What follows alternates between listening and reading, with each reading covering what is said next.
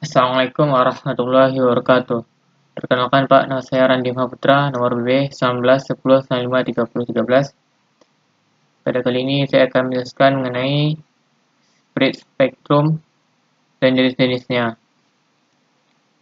Yang pertama, konsep dari spread spektrum yaitu spread spektrum itu sendiri adalah teknik memancarkan sinyal pada pita frekuensi yang jauh lebih lebar dari pita frekuensi yang diputarkan pada transmisi standar, misalnya TDMA atau FDMA. Konsepnya sinyal dimasukkan ke saluran encoder yang menghasilkan sinyal analog bandwidth sempit di sekitar frekuensi pusat. Kemudian kedua yaitu sinyal dimodulasi menggunakan urutan digit. Kemudian menyebarkan kode atau urutan, atau biasanya dihasilkan oleh generator nomor atau pseudonoise atau disingkat dengan PM. Kemudian meningkatkan bandwidth secara signifikan menyebarkan spektrum. 4. Penerima menggunakan urutan yang sama untuk mendemodulasi sinyal. Kelima, sinyal termodulasi dimasukkan ke decoder saluran. Dan inilah konsep dari General Model Spectrum System, yang mana data diinputkan ke channel encoder, selanjutnya dari channel encoder menuju ke modulator. Selanjutnya pada saat di modulator terdapat PN generator yang akan men-spreading kode ke dalam modulator, dan selanjutnya menuju ke kanal, dari kanal menuju ke demodulator, dan pada saat demodulator terdapat juga PN generator yang menyebarkan pita kode, selanjutnya masuk ke saluran decoder, dan dari saluran decoder akan menghasilkan output data pada nantinya. Keuntungan dari spread spektrum itu sendiri itu kekebalan dari berbagai kebisingan dan distorsi multipad, termasuk kemacetan pada saat pengiriman data. Yang kedua, dapat menyembunyikan atau mengenkripsi sinyal. Hanya penerima yang mengetahui kode penyebaran yang dapat mengirim sinyal. Yang ketiga, beberapa pengguna dapat berbagi bandwidth lebih tinggi yang sama dengan sedikit gangguan.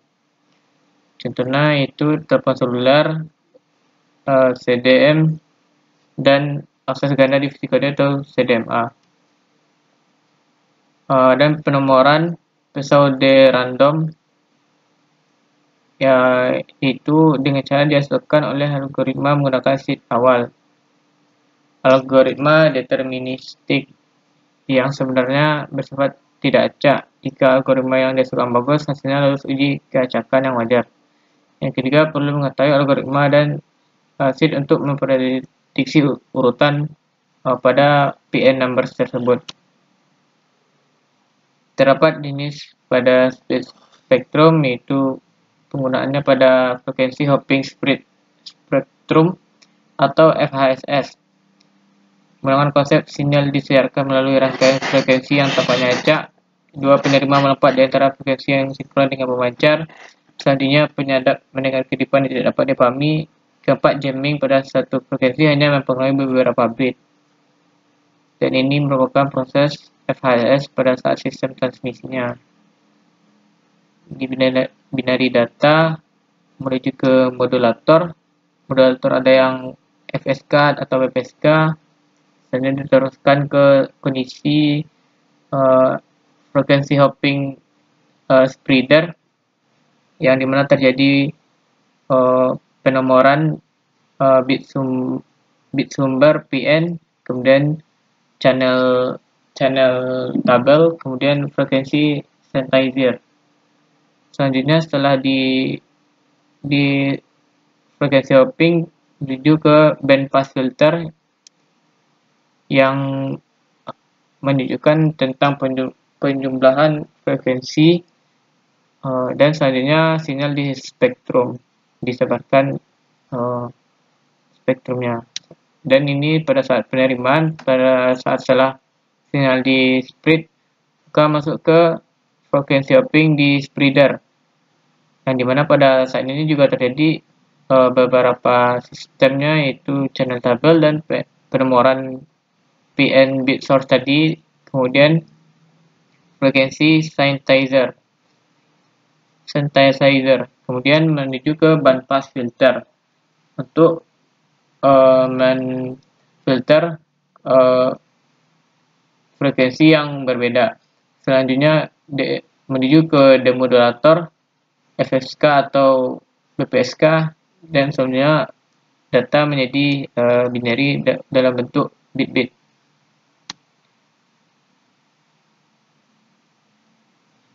Dan kecepatan dan kelambatan pada FHSS yaitu frekuensi bergeser setiap TC per detik. Durasi elemennya adalah TS per detik. FHSS lambat memiliki TC atau TS. FHSS cepat memiliki TC kurang dari TS. Umumnya FHSS cepat memberikan peningkatan kinerja dalam kemacetan pada saat penyebaran frekuensi. Dan kinerja FHSS biasanya digunakan pada peningkatan ketahanan terhadap kemacetan pada saat spektrum frekuensi. Kemudian DSS itu sendiri yaitu konsepnya menyebarkan sinyal melintasi pita frekuensi yang lebih luas. Setiap bit diwakili oleh beberapa bit menggunakan kode penyebaran.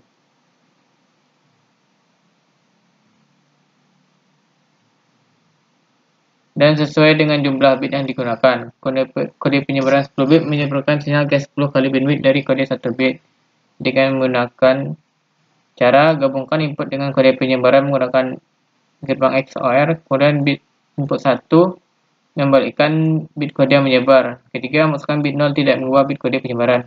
Kecepatan data sama dengan kode penyebaran asli. Performanya serupa dengan FHSS. Dan ini merupakan DSS pada saat sinyal di transmisi berbeda sedikit.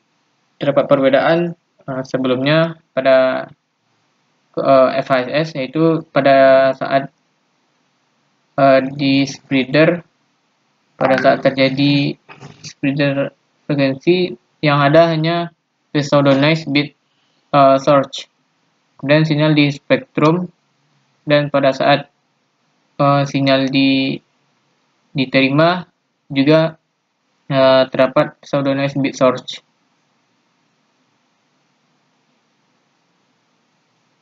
Dan DSS ini merupakan jenis split spektrum yang paling luas dan dikenal paling banyak digunakan. Karena sistem ini dikenal paling mudah implementasinya dan memiliki data rate yang tinggi. Jadi maksudnya teknologi DSS ini sudah diterapkan pada semua perangkat LAN nirkabel yang sudah kita kenal dan berada di pasaran saat ini. Metode pengiriman data dari DSS sendiri itu berada pada set frekuensi 22 MHz. Dan ini merupakan contoh DSS yang digunakan pada BPSK. Contoh BPSK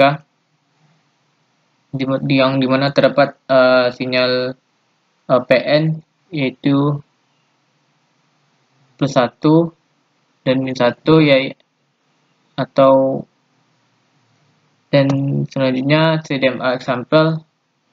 Dan CDMA untuk DSS masing-masing menggunakan urutan PN motorgonal berbeda. Modulasi aliran data pengguna menggunakan BPSK. Kalikan dengan menyebarkan kode penggunaan. Dan DSS prinsipnya itu mengumpulkan sinyal data pada stasiun pengirim dengan satu data rate bit sequence yang lebih tinggi yang dikenal sebagai chipping kode atau processing gain. Processing gain yang tinggi meningkatkan ketahanan sinyal terhadap interferensi.